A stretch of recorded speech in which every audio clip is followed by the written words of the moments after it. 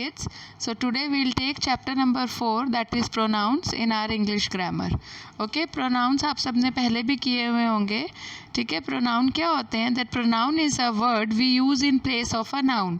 जो अभी हमने नाउन पढ़े थे जिसमें name of place, thing, person, animal. Okay, तो उनकी जगह पे जो हम वर्ड्स यूज़ करते हैं जैसे it, she, he, them, they, herself, myself, I, you, we. So these all are pronouns. So it has variety of pronouns. We have kinds of pronouns.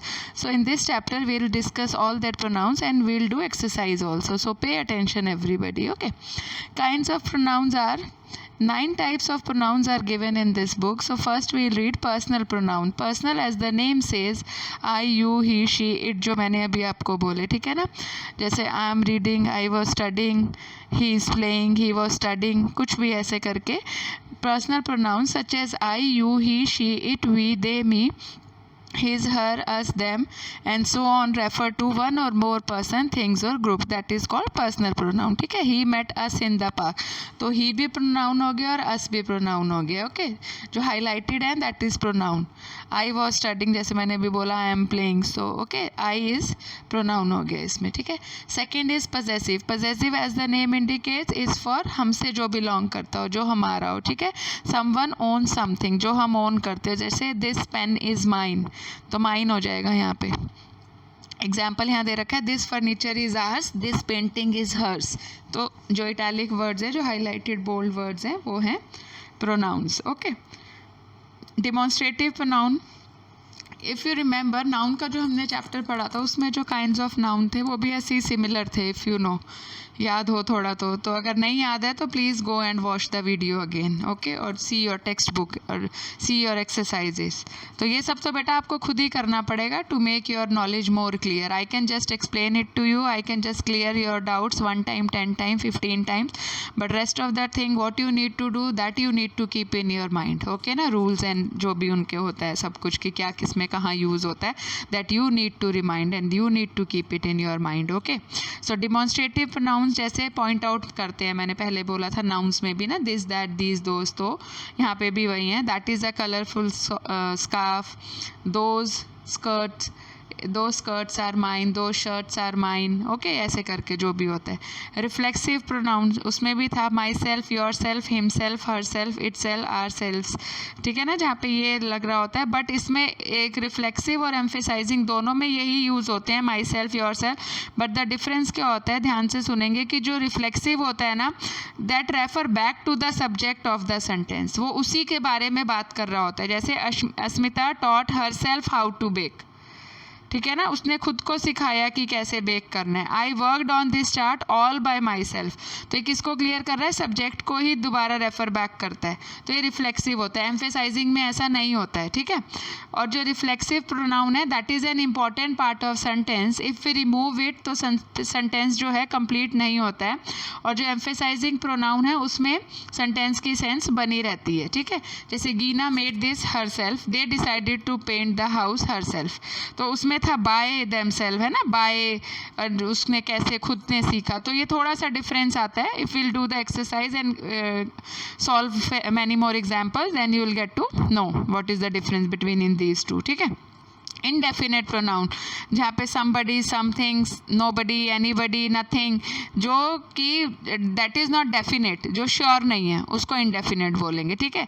nobody came to collect the money, everyone wanted to play the game. तो ये जो है indefinite pronouns के example है. Interrogative as the name indicates, question mark वाले, W family वाले. Okay, what, when, where, whose, whom, ये सब इंटेरोगेटिव में आएंगे.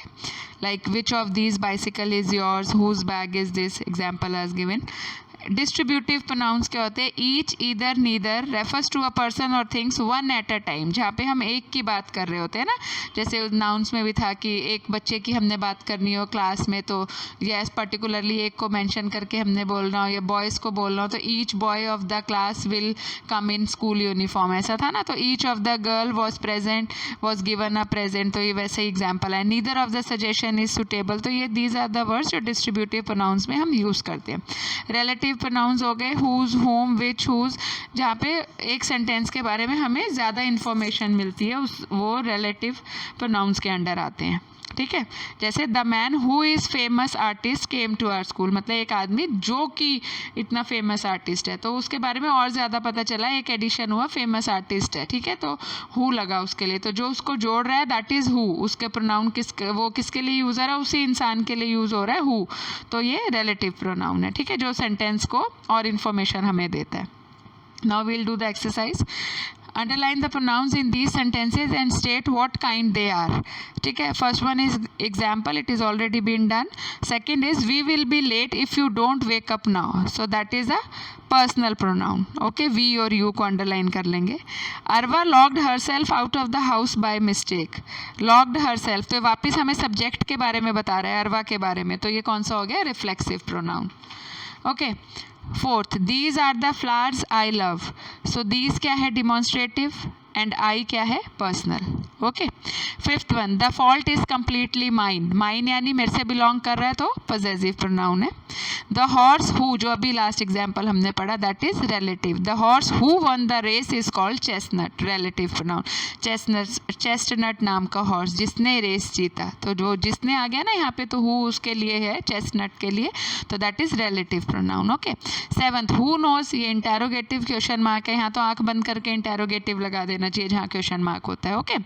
And she is personal, she will make the dress her self. Her self यहाँ पे एम्फेसाइज है, और शी जो है पर्सनल है.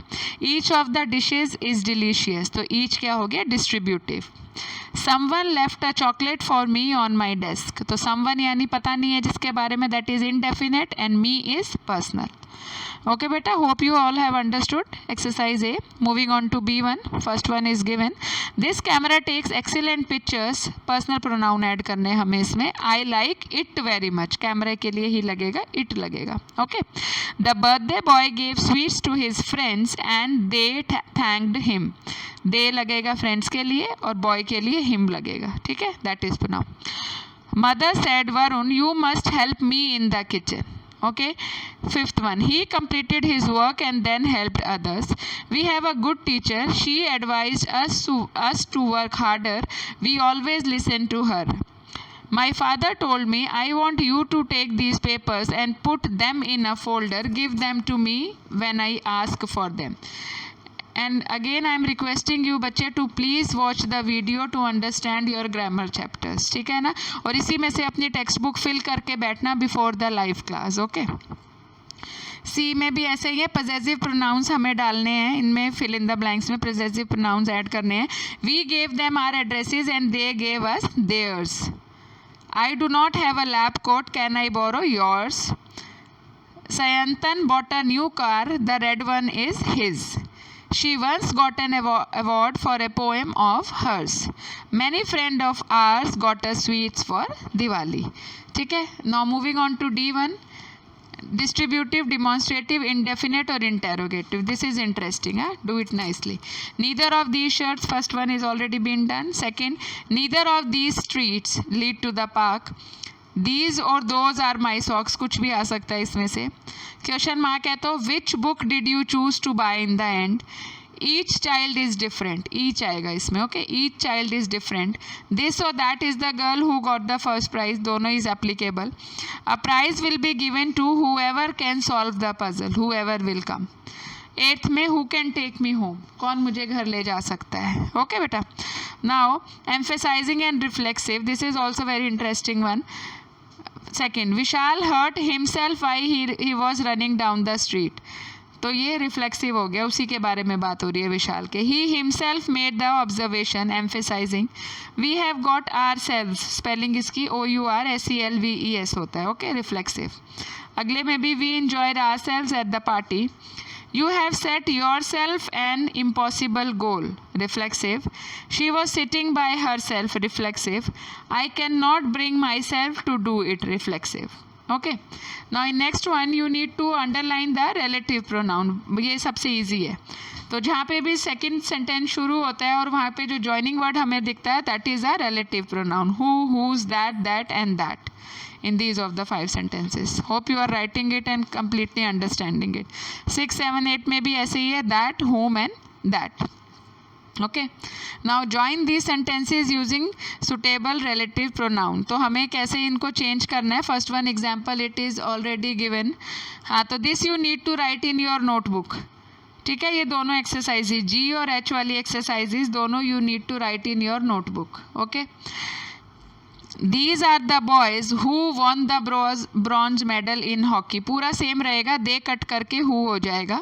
It is clearly mentioned in the textbook, you need to write in your notebook also. ठीक है, pronounce की हेडिंग डालेंगे, प्रोनाउंस की डेफिनेशन लिखेंगे, एंड काइंड्स ऑफ प्रोनाउन में सिर्फ नाम लिखेंगे। ठीक है, ये जो देखो एक बार पीछे जाके जो पेज नंबर 20 पे थे, जिनको मैं स्टार कर रही हूँ, ये जो बोल्ड में है प्रोनाउन है, प्रोनाउन की डेफिनेशन लिखेंगे। That pronoun is a word, ऐसे बस ये यहाँ से लिखेंगे, pronoun is a word used in place of noun, it help us refer to the noun and avoid repeating it.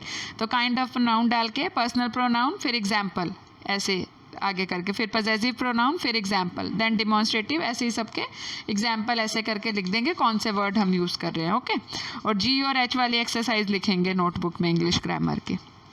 Okay, it is already given, मैंने पूरा ये टेक्स्ट में आपको दिख रहा है इस वीडियो में। इसको अपने पहले टेक्स्ट बुक में लिखेंगे जी और एच को, फिर आप इसको नोटबुक में लिखेंगे। ठीक है, hope you all have understood. Okay बेटा, that is it in the video. If you have any doubt, we'll continue in our live class. Okay, thank you, have a nice day.